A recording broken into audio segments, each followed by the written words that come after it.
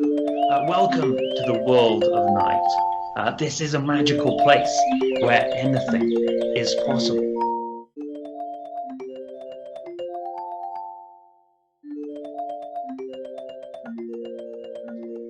I am here quite close to the time-traveling elephant's temple. What is a time-traveling elephant, you ask? Well, I may be the only night zookeeper in the world that can tell you. You see, a time-traveling elephant is a spectacular purple elephant. She is very, very wise and has been in the night zoo for longer than anyone knows.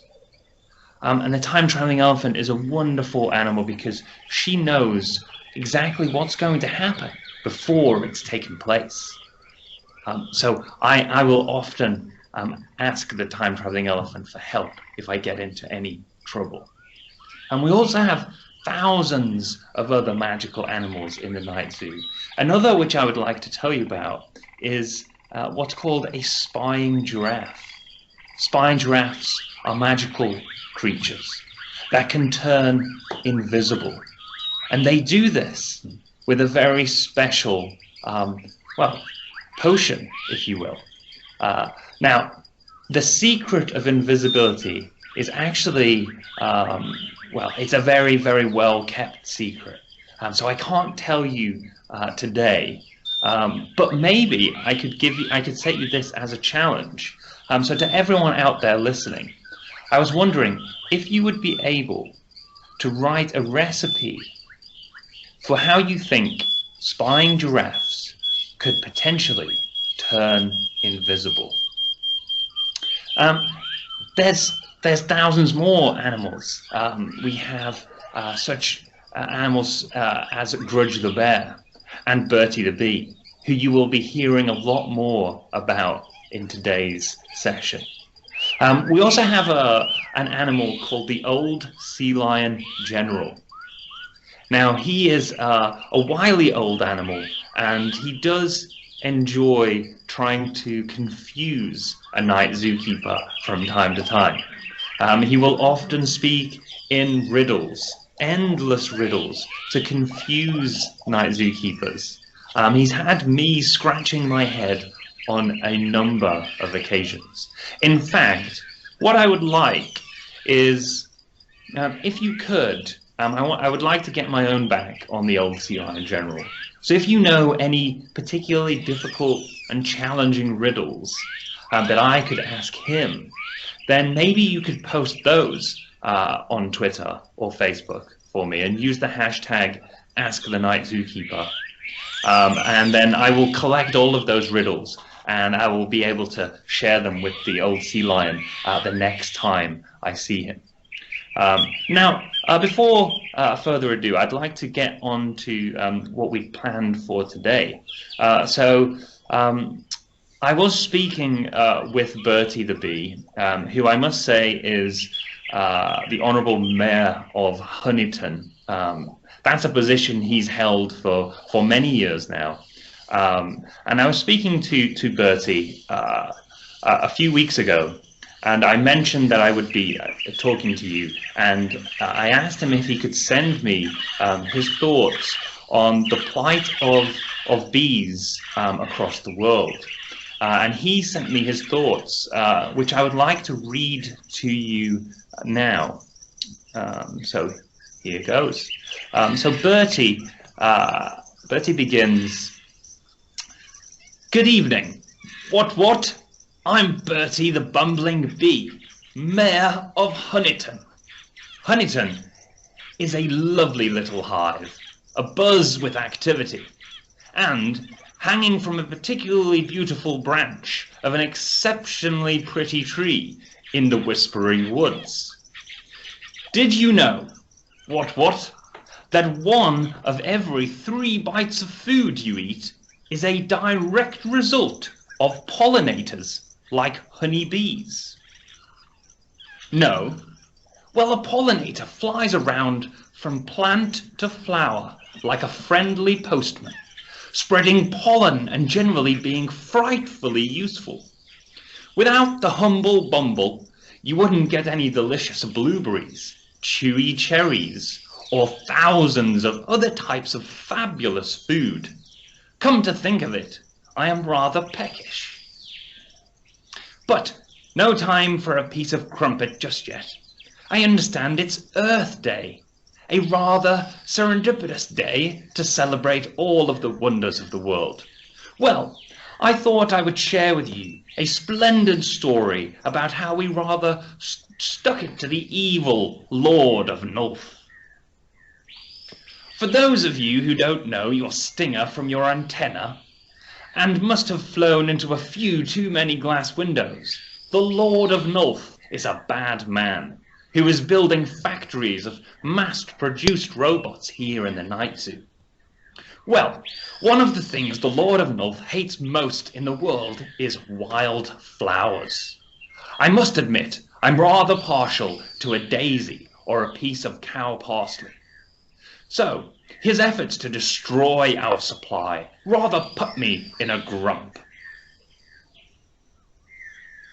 I set forth and found the Night Zookeeper, a hero of gigantic proportions, whom worked with me to defeat the Lord of Nulth's void robots and protect many fields of wild flowers.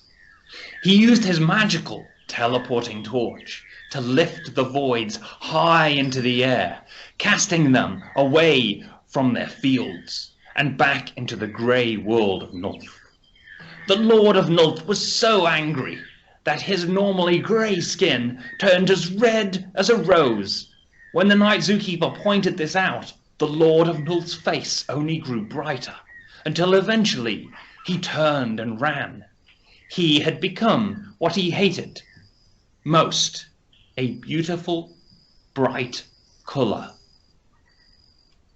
And that, everyone, is exactly what Bertie the Bee sent me when I asked for his words on the plight of bees at the moment. Now, he did actually send me a great number of more facts through about bees, and I've included these on a lesson that I've put on the Night Zookeeper website. So, if you would like to take some quiz questions about his story that he sent, or if you would like to learn more interesting facts about bees, such as eating honey can help you become smarter. It is the only food to contain, and this is a very difficult word to say, pinocamembrin. That is an antioxidant that improves the brain function. So, if you want to be smarter by eating honey and learning from this lesson that I've made on Night Zookeeper, then you can take that on the website. Now, from bees, I would like to go across to hear from Grudge the Bear, because I also mentioned to him that we were having a very special Earth Day lesson, and I wanted to find out from Grudge the Bear exactly what he thought about what was happening in polar regions of the Earth, and what was happening to his fellow polar bear. And of course, Grudge the Bear is usually quite grumpy, but I must say that when he was talking about this subject in particular, he was more grumpy than ever. So without further ado, I will read Grudge the Bear's words on this subject. So, Grudge the Bear started off in his usual way when I go and visit him in his enclosure. He just greeted me with a, "Huh! What do you want? I'm Grudge the Bear, and if you have any sense, you won't come any closer. I'm in a foul mood. You humans have created so much pollution that the polar ice has started melting, leaving many of my polar bear friends without homes. Miles and miles of ice is disappearing into the sea, often leaving polar bears stranded. And do you want to know the really ridiculous thing? The really ridiculous thing is that humans' own homes are also being destroyed. We all know that ice turns into water, and that water has to go somewhere. With rising ocean levels, more and more islands and coastal regions of what you call Earth could disappear as completely as a spying giraffe. Such stupidity. It gives me a headache. It's not too late, of course. Humans could change their ways and show the planet they live on the respect it deserves. But me, I'm a grumpy old guts. I doubt anyone out there could save the planet. Unless, maybe you could. You could invent something, or start recycling, or begin eating less meat. Well, let's see. I'll be keeping my eyes on you. If you don't bore me too much, that is. And that, everyone, was what Grudge the Bear said to me as I asked him all about the plight of his fellow polar bear. As you can see and hear, he is in an incredibly bad mood about it all. And I'm hopeful that you fine people might be able to do something to cheer him up. In fact, I've done some more hard work for you, because I put another lesson together for you to learn more about this subject on the Night Zookeeper website, so you can learn more facts about the plight of polar bears and the melting polar ice cap. You can answer questions about some of Grudge's thoughts in what I just read to you just now. I will share a couple of these facts, actually. Did you know that in Antarctica, at the South Pole, it has about 90% of the world's ice, and 70% of this is fresh water? And also, the water levels across the globe are rising as average temperature of the oceans increase. Now, you will find many more facts like this in the lessons that I've prepared for you. And I will be testing your knowledge in there to see how much you know about this subject. Now, I have roughly around 10 minutes left of the session. So I wonder if Night Zookeeper Josh and my other friends here could open up the message board, and we could start taking questions from you all. And I will try my very best to answer them to the best of my knowledge. And yes, can I mean, I have a question it seems straight like away. Oh, excellent, Josh.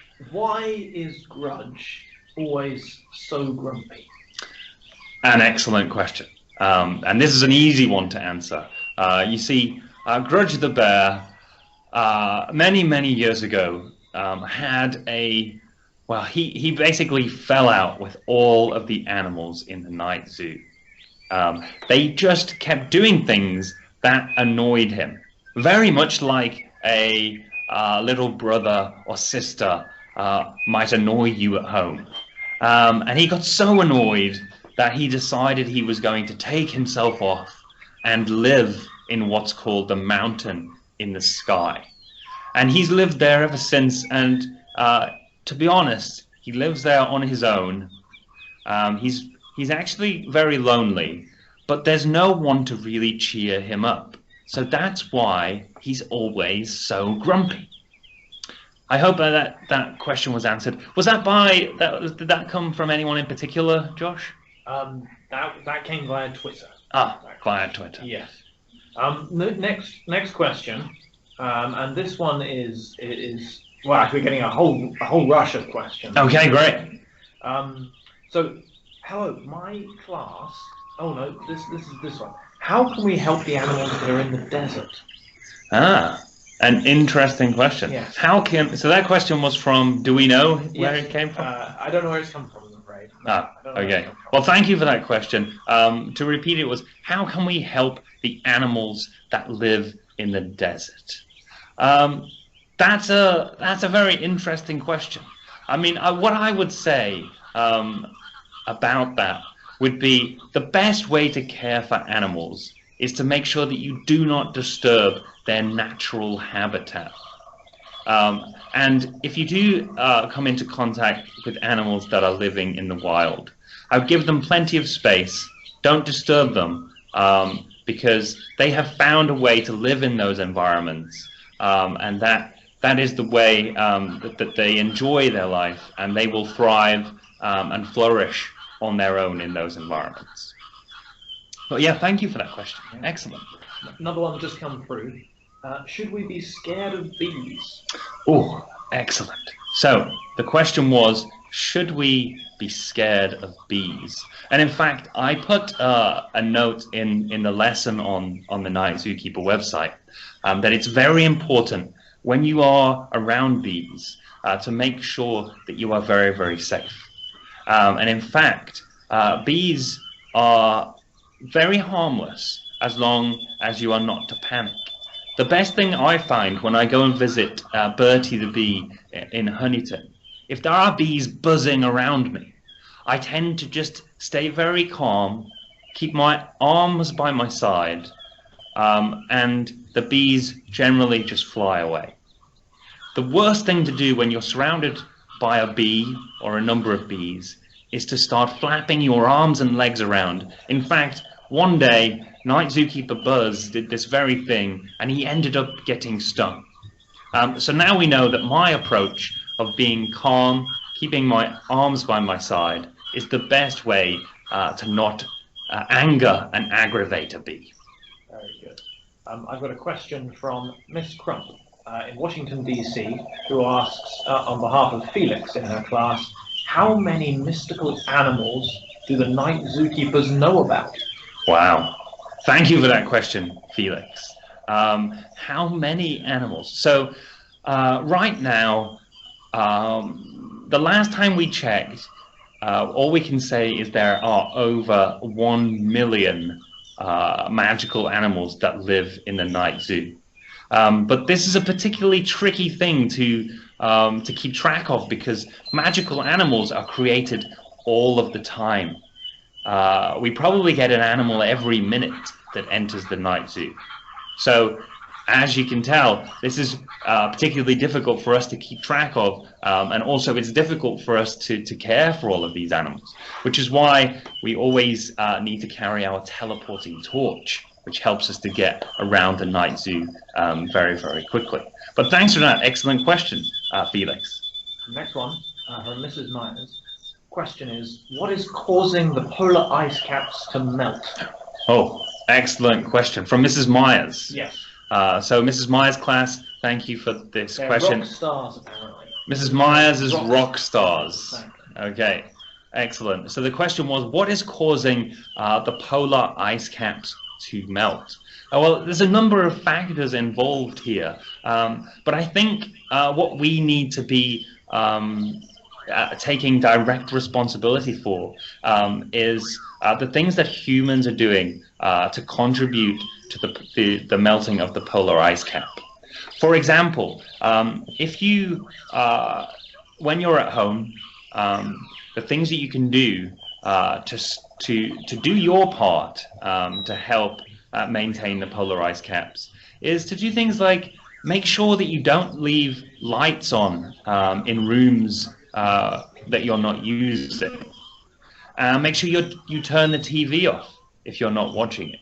Reduce the amount of electricity that you're using in your home.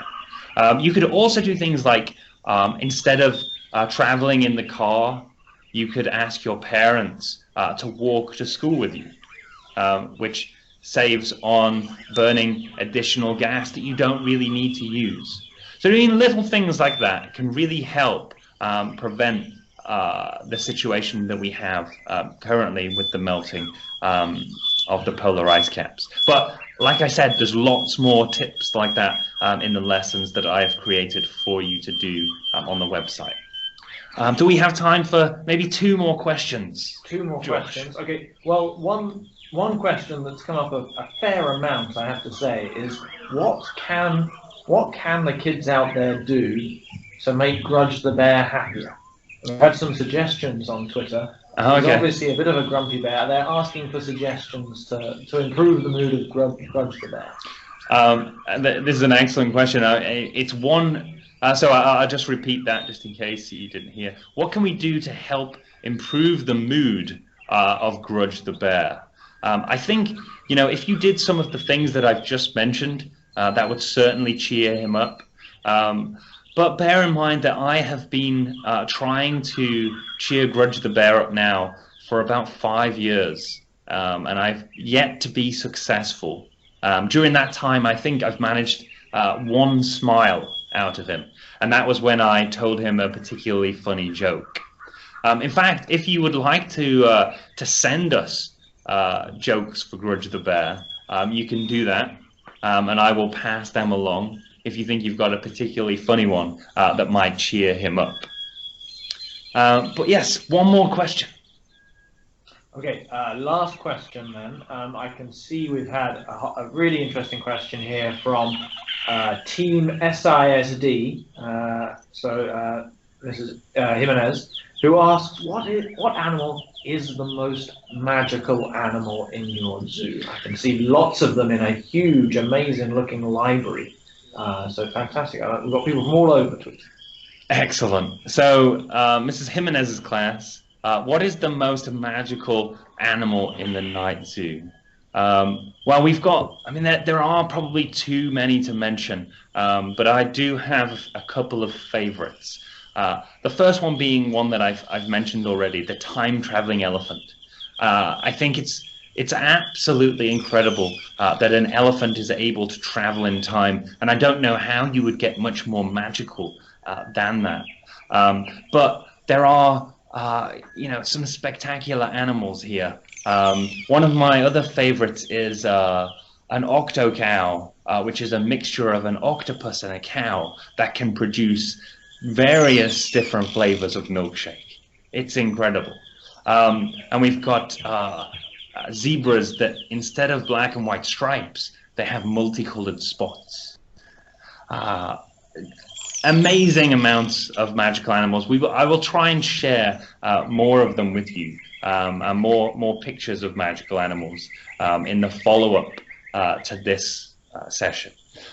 So I think we're running out of time unless... Yeah, well, I think if everyone wants to keep asking their questions on Twitter, then we can continue to reply to them. So although we might be running out of time for questions now, do keep asking and we will respond. Excellent, yes. So do keep posting on Ask the Night Zookeeper hashtag on Twitter. But from me, for now, sadly, I have to say goodbye, and I have to get back to the night zoo. So I will bid you farewell, and hopefully you can join us again in not too distant future for another live Skype event just like this one, and we will try and come up with a different and exciting topic for you. So thank you very much. Goodbye, everyone.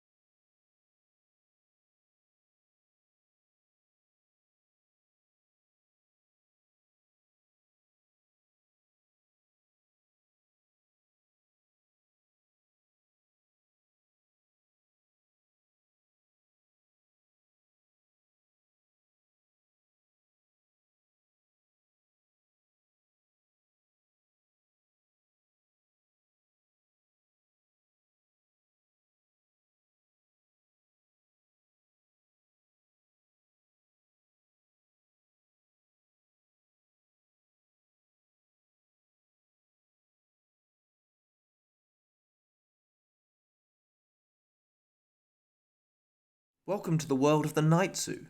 This is a place where anything is possible. Many magical animals live in the zoo, from purple elephants to penguin professors, and it's Tom Rivers' job to care for them all. Tom himself is a human. He is 12 years old and has floppy hair and many freckles. He loves to draw, paint, and write stories. When he was growing up, his grandma told him about the night zoo, and now he works there, caring for the animals.